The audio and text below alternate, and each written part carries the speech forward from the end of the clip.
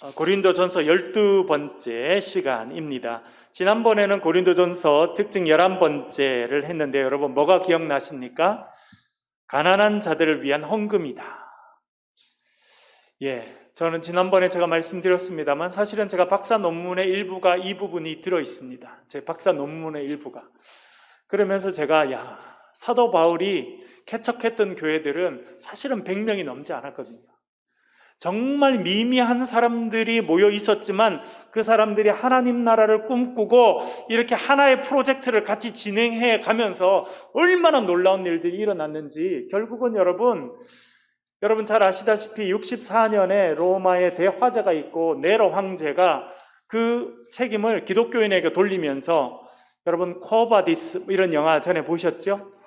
정말 처참하게 기독교인들이 짐승들에게 뜯기고 그런 고난을 받았지만 하나님 나라를 꿈꾸던 사람들이 기도하고 또 하나님 나라를 꿈꾸고 그렇게 하니까 결국은 313년에 로마의 정식 종교로 선포가 됩니다. 콘스탄틴 황제가.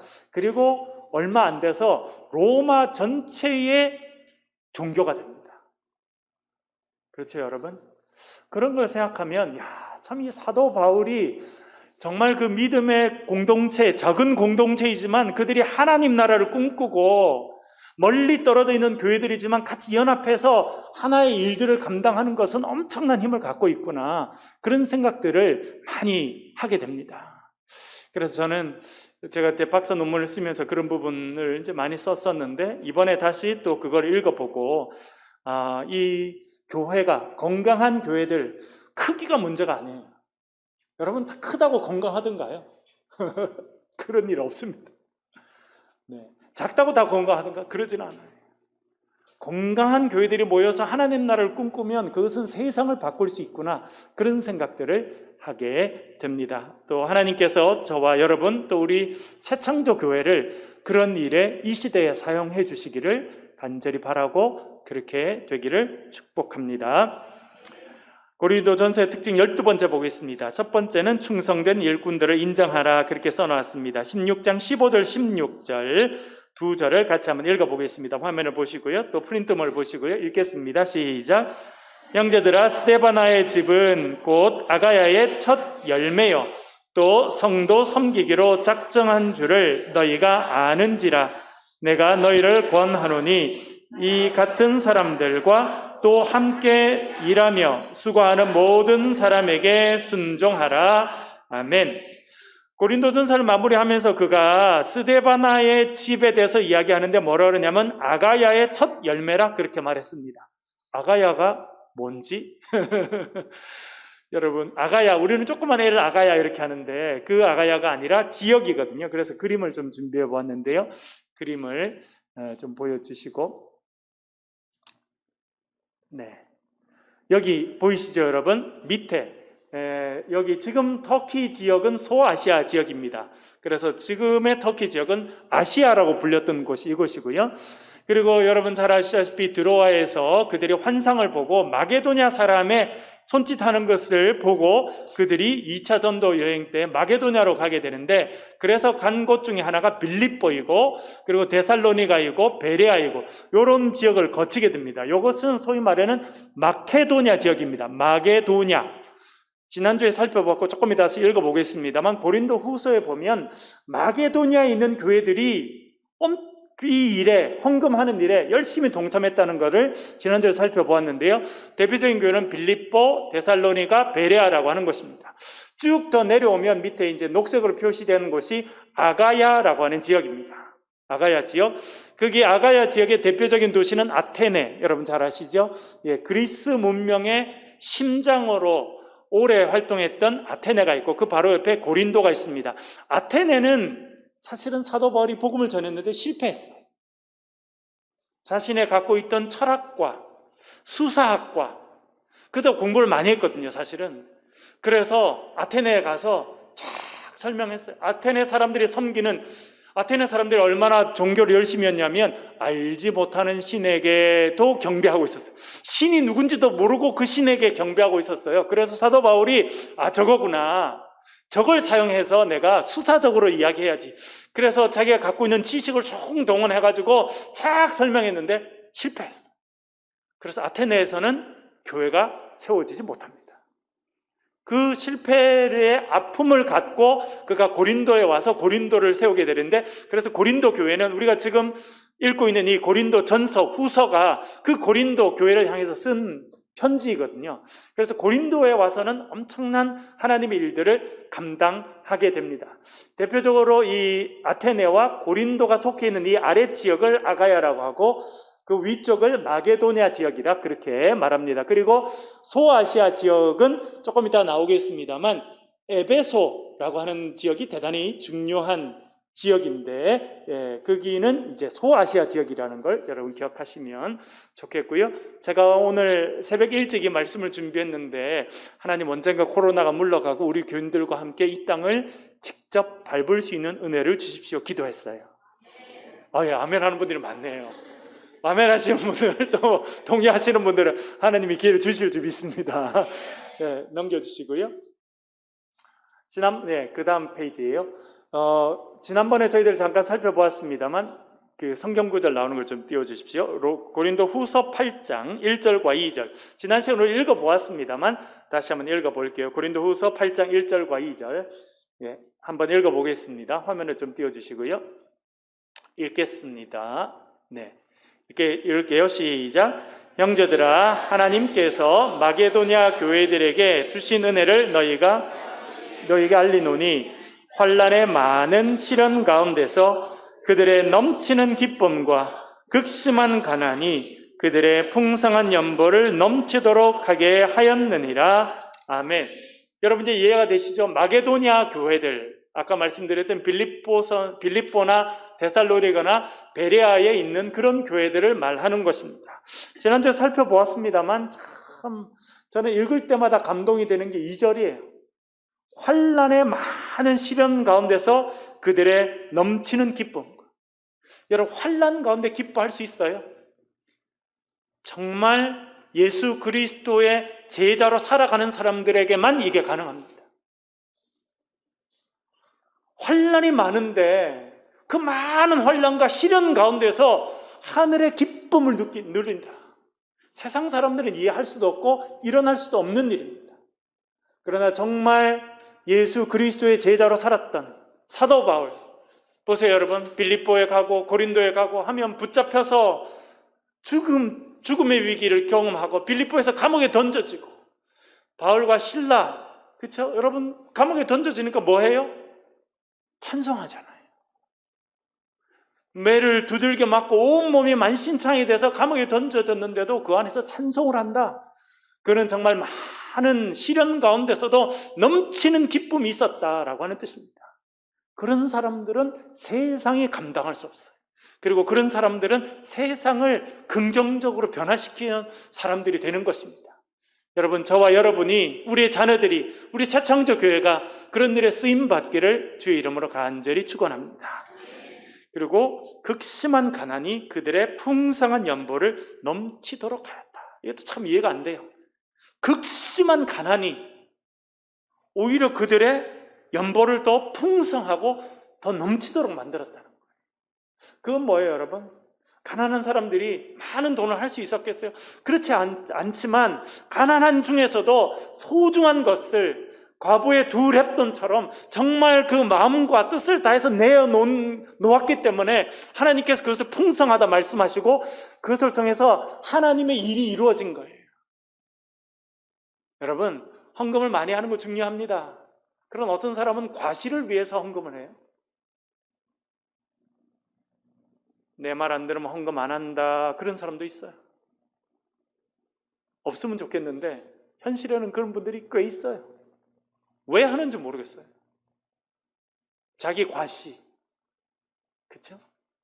하나님께 정성 들여서 두 랩돈을 바치는 그런 심정으로 하지 않고 다른 것으로 하는 것은 사람들에게 보이기 위함이 아닐까? 하나님께서 그런 것을 기뻐하실까? 그런 생각들을 하게 됩니다. 그러나 마게도냐에 있었던 사람들은 극심한 가난 가운데서도 풍성한 연보를 할 수 있습니다. 그렇기 때문에 하나님께서 그들이 보낸 게 여러분 얼마나 되겠어요? 그 교회들이 말씀드렸지만 100명이 넘지 않았다고 생각합니다. 학자들이 연구해봐도 빌립보 교회, 그렇게 유명한 교회였지만 예배 드리는 교인들은 100명이 안 됐다고 생각이 되거든요, 여러분. 그 사람들이 하면 얼마나 하겠어요? 그러나 그 헌금들이 모이고 그 기도들이 모였더니 하나님께서 세상을 바꾸는 일에 사용해 주셨다는 것입니다. 그들이 헌금 드린 것이 정말 풍성하고 넘치는 역사로 이어졌다는 것입니다. 여러분들 정말 주님 앞에 기쁨으로 우리가 섬기고 드리고 나눌 때 하나님께서 우리를 통해서 정말 넘치는 은혜를 허락해 주실 줄로 믿습니다. 여러분, 어떤 사람이 제일 부자던가요? 제일 많이 나눌 수 있는 사람이 부자더라고요. 많이 갖고 있는 사람은 부자 아니에요. 주의 이름으로 많은 사람들에게 나누고 그것이 흘러가고 또 그 다음 사람에게 흘러가고 그런 사람이 정말 하나님 나라의 부자이리라 생각합니다. 저와 여러분이 그렇게 쓰임 받으신 은혜가 임하기를 간절히 바랍니다. 스데바나의 집, 고린도전서 1장 16절에 보면 스데바나가 등장합니다. 오늘 본문에 스데바나의 집은 곧 아가야의 첫 열매라 그렇게 이야기했는데요. 1장 16절 한번 읽어보겠습니다. 읽겠습니다. 시작. 또 스데바나의 집 사람에게 세례를 베풀었고 그 외에는 다른 누구에게 세례를 베풀었는지 알지 못하노라. 아멘. 사도 바울이 그 고린도에 가서 세례 베푼 사람 중에 한 명이 스데바나였다는 거예요. 그런데 왜 하필 내가 스데바나의 집 외에 딴 사람에게 세례를 베풀었는지 알지 못한다 이렇게 이야기했을까요? 사람들이 나는 누구한테 세례받았고 나는 누구한테 세례받았고 그래서 편을 나눴다. 고린도 교회가. 나는 아볼로에게, 나는 게바에게, 나는 바울에게, 나는 그리스도에게 적어도 그 작은 교회가 네 파로 나눠져 있었다는 거거든요. 그래서 사도 바울이 나는 스데바나의 사람들 집에 세례를 베풀었는데 다른 사람에게 내가 세례를 베풀지 않았다. 그 앞에 이제 두 분이 또 나오긴 합니다만 그 외에 내가 세례를 베풀지 않았다. 오히려 그게 내가 감사한 일이다. 왜?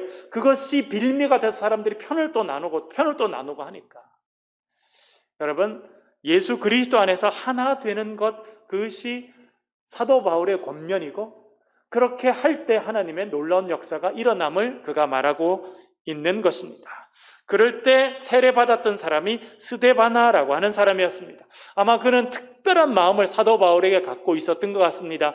그리고 사도 바울이 활동할 때 그가 여러 가지로 많이 도왔던 것 같은데요. 오늘 본문으로 돌아가서 고린도전서 16장 17절 18절 한번 읽어보겠습니다. 고린도전서 16장 17절 18절 읽겠습니다. 읽어볼게요. 시작. 내가 스데바나와 부드나도와 아가이고가 온 것을 기뻐하노니 그들이 너희의 부족한 것을 채웠습니다. 그들이 나와 너희 마음을 시원하게 하였으니 그러므로 너희는 이런 사람들을 알아주라. 아멘. 스데바나가 나오고 두 번째 부드나도 아가이고라는 사람이 나옵니다. 학자들의 생각에 의하면 이 스데바나는 사실은 상당한 사회적인 지위도 있고 영향력도 있던 사람이었고 이 사람이 지금 고린도에 있는데 지금 사도 바울이 있는 에베소까지 찾아온 거거든요. 그 멀리를 혼자 오지 않고 두 사람과 같이 동행했는데 두 번째 있는 부드나도와 아가이고는 아마 그 집에 있는 집사였지 않았을까 그렇게 생각됩니다.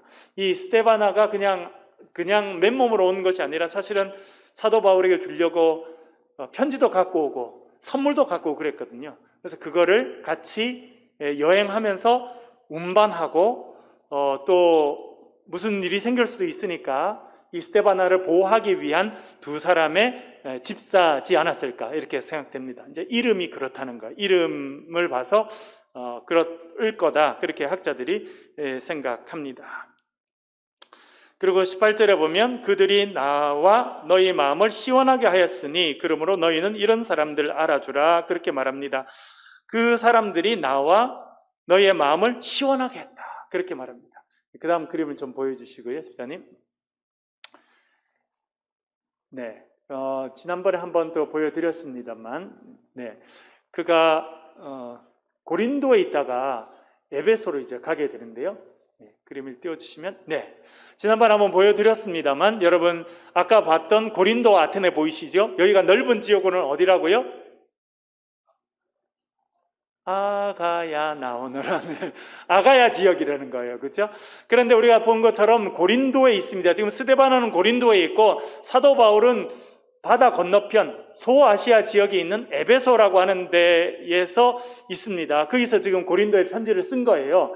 그런데 스데바나와 이 두 사람 부두나도와 아가이고가 에베소까지 찾아왔습니다. 그래서 어디로 왔을까 생각해 볼 때 두 가지 가능성이 있습니다. 하나는 뱃길로 왔으면 제가 지금 그려놓은 것 같이 아래 지금 뱃길이라고 써 있죠. 이렇게 쭉 갔을 것 같고요. 배를 타고 그렇게 오래 걸리지 않았을 거라고 생각이 됩니다. 그러나 만약 이 사람들이 육로를 이용해서 왔다고 하면 아가야 지방에서 저 위쪽에 있는 마게도니아 지역, 그리고 데살로니가라든지 빌립보라든지 이런 지역을 다 거쳐서 에베소까지 왔으면 상당히 오랫동안, 그렇죠? 뭐 말을 탔든 걷든 잘 알지 못하겠습니다만 엄청난 거리를 이렇게 왔다고 하는 것을 알게 됩니다. 그 사람들이 온 것이 사도 바울에게 마음이 너무 기뻤던 것 같아요. 그래서 사도 바울이 뭐라고 그러냐면 그들이 나와 너희의 마음을 시원하게 해주었다. 그렇기 때문에 이렇게 열심히 충성하는 사람들은 너희가 알아줘야 된다, 인정해줘야 된다, 그렇게 말합니다. 여기서 강조되고 있는 표현이 있는데 그건 뭐냐면 마음을 시원하게 했다는 거예요. 잠언 25장 13절 말씀도 한번 보겠습니다. 잠언 25장 13절 말씀 같이 한번 읽어보겠습니다. 시작.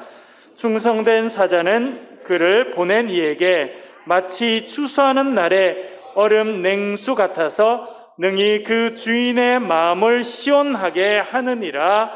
아멘. 충성된 사자는 일꾼을 말합니다. 일꾼 중에서도 주인이 볼 때만 열심히 하고 주인 안 볼 때 대충 하는 사람들도 생각보다는 많이 있습니다. 그러나 충성된 사람은 어떤 사람이냐?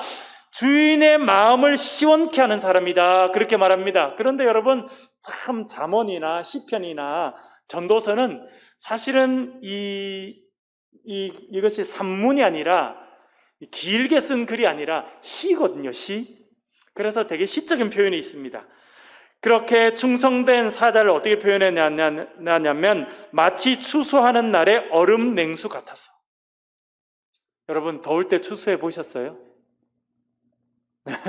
저는 조그만 때 저희 부모님이 농사를 이렇게 조그맣게 지으셨는데 제가 남자이다 보니까 도와드릴 때가 있었거든요.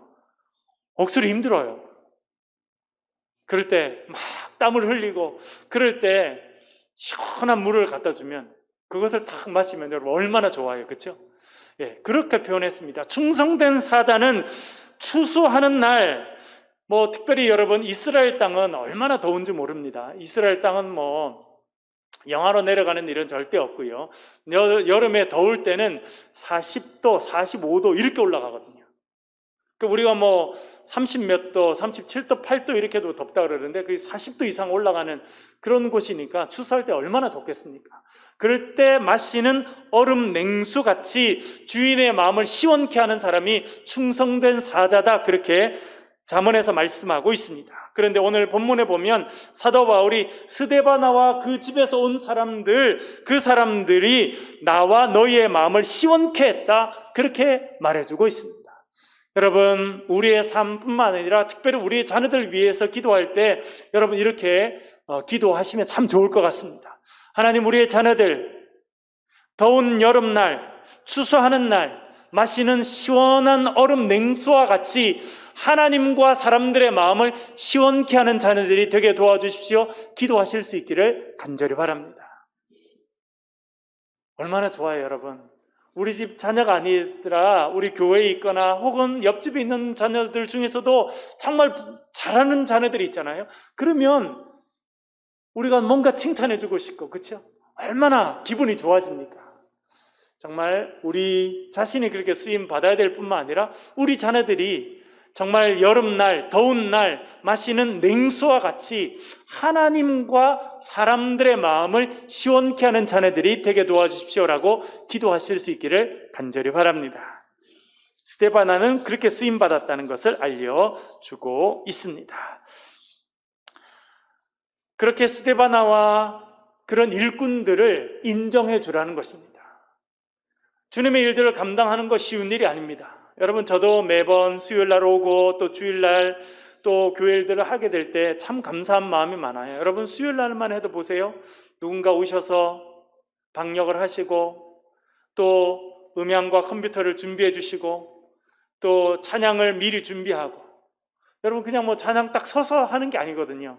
며칠 생각을 하고 선곡을 하고 그것도 순서를 맞추고 와서 또 연습을 하고, 그런 분들의 섬김과 애씀이 있기 때문에 우리가 편안하게 예배를 드릴 수 있는 것입니다. 그런 분들을 인정해주고 격려해주고 그렇게 하라, 그렇게 사도 바울이 권면하고 있습니다. 여러분, 우리 교회에 헌신하시는 많은 분들 참 평가하기는 쉬워요. 아, 이걸 왜 이렇게 했냐, 저건 저렇게 했냐. 그러나 여러분, 일을 실제로 하는 사람들은 참 어렵고 고민하고 애쓰고 수고하거든요. 그런 분들을 잘 격려하는, 그래서 더 건강한 공동체로 우리 새창조교회가 성장하기를 간절히 바랍니다. 두 번째는 서로에게 문안하라. 사도 바울은 제일 마지막에 문안합니다. 인사하라는 것입니다. 주님의 이름으로 문안하고 인사하라는 것인데요, 19절과 20절 같이 한번 읽어보겠습니다. 읽겠습니다. 시작. 아시아의 교회들이 너희에게 문안하고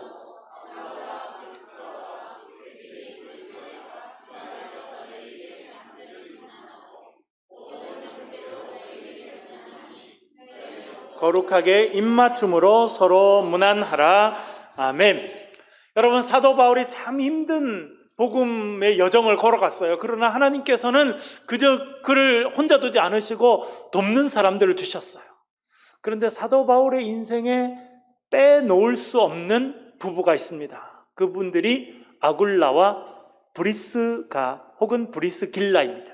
그러니까 브리스가라고 부르기도 하고 브리스길라라고 부르기도 하는데요, 처음 나올 때만 아굴라 남편 이름이 나오고 그 다음에는 부인 이름인 브리스가가 늘 먼저 나옵니다. 사도 바울은 늘 브리스가라고 불러요. 그러나 사도행전에 가면 브리스길라라고 이렇게 쓰게 되는데요, 지난번에도 살펴보았습니다만 다시 분들이 나왔기 때문에 한 번 더 정리를 해보도록 그렇게 하겠습니다.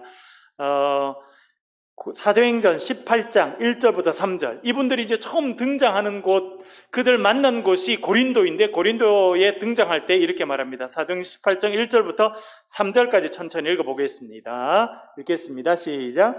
그 후에 바울이 아덴을 떠나 고린도에 이르러 아굴라라 하는 본도에서 난 유대인 한 사람을 만나니 글라우디오가 모든 유대인을 명하여 로마에서 떠나라 한 고로 그가 그 안에 브리스길라와 함께 이달리아로부터 새로 온지라. 바울이 그들에게 가매 생업이 같으므로 함께 살며 일을 하니 그 생업은 천막을 만드는 것이더라. 아멘. 말씀드린 것처럼 사도 바울이 아테네에서 전도를 했는데 실패합니다. 자신의 지식과 철학적인 이야기를 했는데 통하지 않았어요. 그가 힘든 마음을 갖고 정말 낙담할 정도의 그런 심정을 갖고 고린도에 왔는데 거기서 그의 사역을 크게 펼치게 되는데, 그때 누구를 만나게 되냐면 브리스가와 아굴라를 만나게 됩니다. 하나님께서 이 부부를 예배해 두셨어요.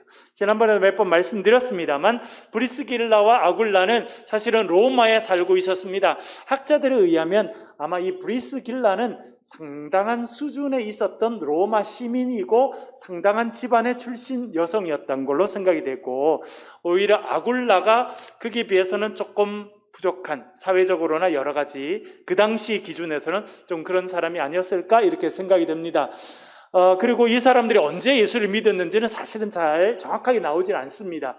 그런데 이들이 고린도에서 사도 바울을 만났는데 사도 바울이 그들에게 세례를 줬다 이런 표현이 없는 걸 봐서 이들은 로마에 있을 때 벌써 복음을 들었던 사람들이 아닌가 그렇게 생각이 됩니다.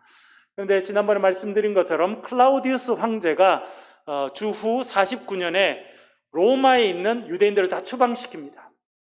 로마에 있던 유대인들이 갈등을 일으키게 됩니다.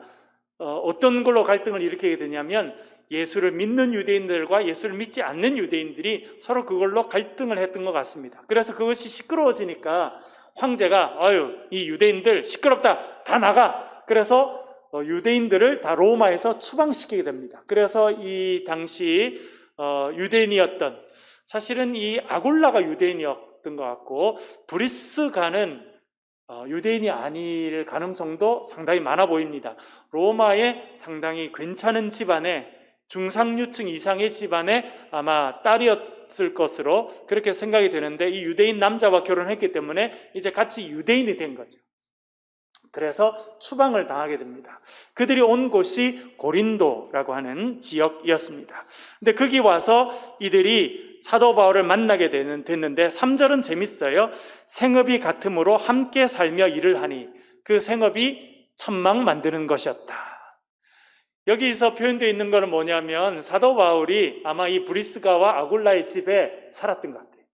브리스가와 아굴라는, 특별히 이제 브리스가가 상당히 경제적인 여유가 있었던 것 같습니다. 그래서 그들이 가는 곳마다 널쩍한 집을 이렇게 구입했습니다. 그리고 방이 있으니까 그 방에 사도 바울을 살도록 한 것 같습니다. 그리고 사도 바울이 시장에 나가서 장사하고 전도하면서, 사실은 사도 바울은 천막하는 사업을 했거든요. 자기 가게를 하나 새를 얻어서 천막을 이렇게 원하는 사람이 있으면 오면 제단도 해주고, 어떤 종류로 드릴까요? 천으로 된 천막 드릴까요? 가죽으로 된 천막 드릴까요? 가죽은 뭐 양가죽도 있고 서가죽도 있고 염소가죽도 있고, 쫙 하면 그 중에 어떤 가죽을 달라 그러면 어떻게 쓰실래요? 그걸 뭐 집 앞에 햇빛을 가리는 걸로 쓰실래요? 안 그러면 밖에 나가서 가족들이 캠핑하는 데 쓰실래요? 안 그러면 뭐 가죽 가방 같은 걸 쓰실래요? 뭐 그렇게 해서 그런 사업을 사도 바울이 했던 것 같습니다. 그렇게 한 사도 바울이 기거하면서 살고 또 교회를 이루었던 곳은 브리스가와 아굴라의 집이었다고 생각됩니다. 그러니까 브리스가와 아굴라는 널쩍한 집을 산 다음에 사도 바울이 그게 살게 하고, 그리고 주일이 되면 이 사람들이 거기 모여서 교회를 이루었는데 그것이 고린도 교회가 되었다고 생각이 됩니다. 그러니까 이 브리스가와 아굴라는 전심으로 사도 바울을 격려하고, 또 사도 바울이 거처할 수 있는 곳도 준비해주고, 그리고 자기들이 사는 곳을 교회로, 가정교회로 내어놓았다고 이렇게 생각이 됩니다. 그들 통해서 고린도에 교회가 생기게 되고, 고린도 교회는 아주 유명한 교회로 발전하게 되는 것이죠. 11절에 보면 얼마 동안 같이 있었는지 11절에 나옵니다. 읽어보겠습니다. 시작. 1년 6개월을 머물며 그들 가운데서 하나님의 말씀을 가르치니라. 아멘. 사도 바울이 얼마나 있었다는 겁니까? 고린도에 1년 6개월. 상당히, 어떻게 보면 그가 있었던 기간으로 따지면 다른 곳에 비해서는 상당히 오래 있었습니다. 그가 1년 6개월 동안 고린도에 있으면서 복음을 전하고 교회를 세웠다라고 하는 것입니다.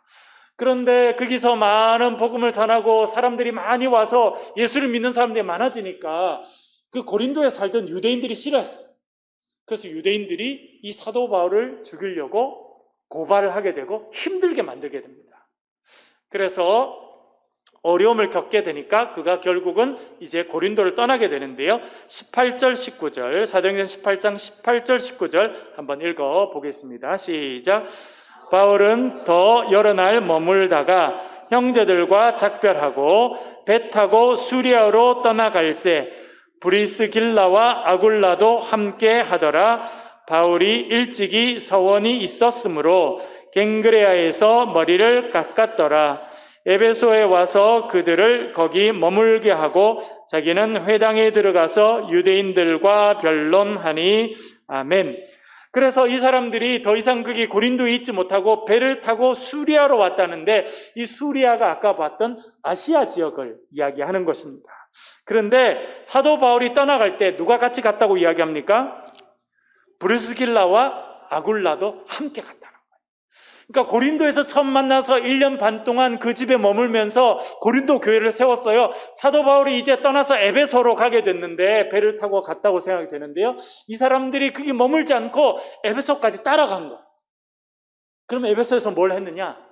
에베소에서 또 널쩍한 집을 구입하고 그 사도 바울이 살고 그 집을 또 예배 처소로 제공했다고 생각됩니다. 그래서 에베소에 교회가 생기게 되었는데 그 중요한 역할은 브리스길라와 아굴라가 했다는 것을 알게 됩니다. 그림을 한 번 더 보여주시고요.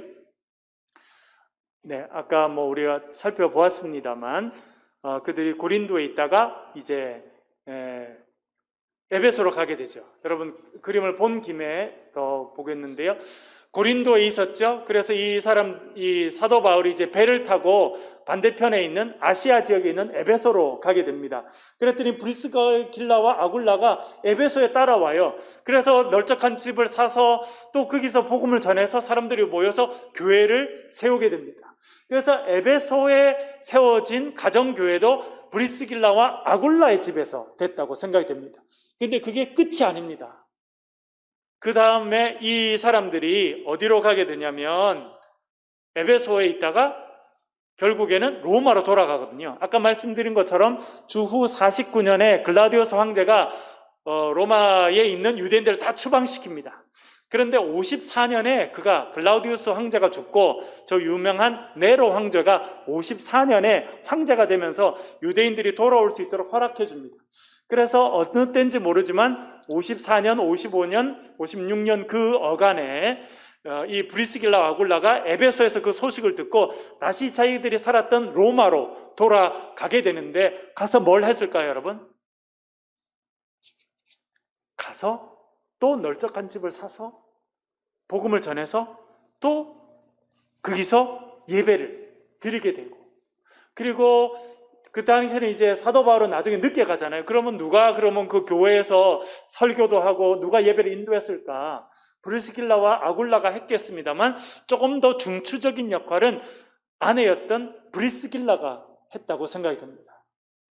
지난번에 우리 고린도전서 제가 하면서 여성들은 교회에서 잠잠해라, 그걸 어떻게 우리가 해석할 것이냐 이야기할 때 제가 이 부분 말씀드렸습니다.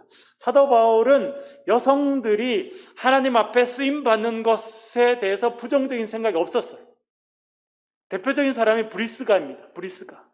브리스가는 고린도에서도 그렇고 에베소에서도 그렇고 나중에는 로마에 가서도 교회를 하게 되는데 교회 목회자 역할을 아굴라도 했겠습니다만 좀 더 주도적인 역할은 브리스길라가 했다고 생각이 됩니다. 그러니까 여성이었던 브리스길라가 하나님의 말씀도 가르치고, 그렇죠? 사도의 역할들을 감당했다고 생각이 됩니다. 그래서 이 두 사람은 사도 바울에게 있어서 잊을 수 없는 중요한 사람이었습니다. 고린도에서도 교회를 했고 또 에베소에서도 했고 결국은 로마에 쭉 제가 이제 그려놓은 것처럼 아마 이 여정을 따라서 로마까지 갔다고 생각되는데요. 로마에서도 그들이 널쩍한 집을 사서 복음을 전해서 거기서 교회를 하게 되었습니다. 로마서 16장 3절부터 5절 전반절까지 화면을 보시고 또 프린트물 보시고 같이 한번 읽어보겠습니다. 그 다음 페이지 넘겨주시고요. 네, 한번 읽어보겠습니다. 시작. 너희는 그리스도 예수 안에서 나의 동력자들인 브리스가와 아굴라에게 문안하라. 그들은 내 목숨을 위하여 자기들의 목까지도 내놓았나니 나뿐 아니라 이방인의 모든 교회도 그들에게 감사하느니라. 또 저의 집에 있는 교회도 문안하라. 아멘. 5절에 보면 뭐라 그럽니까? 저의 집에 있는 교회도 문안하라. 그러니까 로마에 돌아가서 이들이 또 자기 가정교회를 개척해서 그 교회를 세워갔다는 것이고요. 그렇게 헌신했던 그들에게 이방인의 모든 교회가 감사한다, 그렇게 말해주고 있습니다. 그래서 이 아굴라와 브리스길라, 다시 이제 우리가 고린도서로 돌아가게 되면 그 형제들에게 거룩한 입맞춤으로 문안해라, 그렇게 말합니다. 그림을 하나 준비했는데요. 좀 보여주시고요. 거룩한 입맞춤이다. 뭔가. 그림을 찾으니까 이렇게 나왔어요, 여러분. 그건 뭐냐면 머리가 하얗고 수염까지 하얀 사람은 베드로입니다. 그리고 수염이 새까맣게 길게 돼 있고 약간 대머리가 돼 있는 사람은 바울이에요. 사도 바울은 그랬던 것 같아요. 그래서 사도 바울 그림을 대부분 찾으면 다 대부분 이렇게 이마가 아주 널쩍한 약간 대머리 같은 그런 사람으로 나옵니다. 그들이 복음을 전하기 위해서 흩어져 있고 얼마나 고난을 당했겠어요. 그러다가 그들이 만났을 때 서로 이렇게 껴안고 뺨을 맞추고, 사실 우리가 이제 그런 문화 가운데 있지 않아서 그렇습니다만 비주라고 하는 인사 방법이 있거든요, 여러분. 유럽의 많은 나라들이 그렇게 이제 하고 있는데, 그림을 좀 내려주셔도 좋겠고요. 사실은 저도 제 아내를 처음 만났을 때가 프랑스에 가서 처음 만났어요. 제 아내를 얼굴을 처음 본 거는. 저는 아직도 그날이 기억나는데, 제가 이제 미국에서 공부를 끝마치고 이제 유럽으로 여행을 갔으면서 처음에 프랑스에 도착해서 이제 제 아내를 소개받아서 처음 만났는데, 처음 딱 길에서 이제 만나게 됐어요. 물론 그 전에 이제 몇 명 같이 와서 제가 그 학교에서 하룻밤 자고 그 다음 날이었는데 길에서 이제 만나게 됐는데, 제 아내는 그때 미술을 공부하고 있었고, 그래서 그 같이 공부하는 프랑스 여학생 한 명이랑 이렇게 오게 되고 길에서 마주치게 됐어요. 그래서 제가 이렇게 인사를 했더니 제 아내가 자기 공부하던 그 프랑스 아가씨한테 저를 소개한 거예요. 저는 딴 말은 영어는 좀 했어도 불어는 봉주르밖에 몰랐거든요. 그래서 만나니까 봉주르 이렇게 했어요. 그랬더니 이 아가씨가 갑자기 다가왔어요. 당황스럽죠. 아가씨가 왜 다가오나.